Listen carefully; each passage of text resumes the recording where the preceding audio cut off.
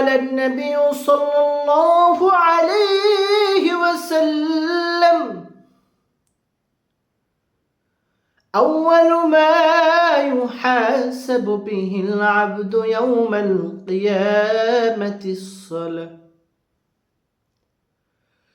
এর শেষ নবীর উম্মত আল্লাহর বান্দা কাল কিয়ামতের দিন তোমাদের সর্বপ্রথম হিসাবটা হইবে নামাজের।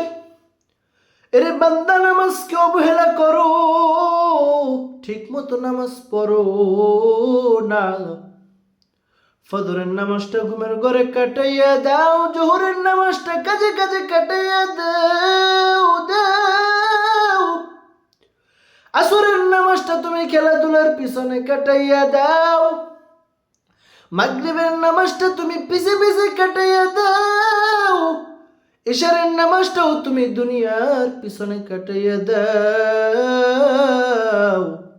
এরে বান্দা মনে রাখো, আমার আল্লাহ ছাড় দেয় কিন্তু ছেড়ে দেয় না। শুধরে যাও রে বান্দা, শুধরে যাও অতি তাড়াতাড়ি শুধরে যাও।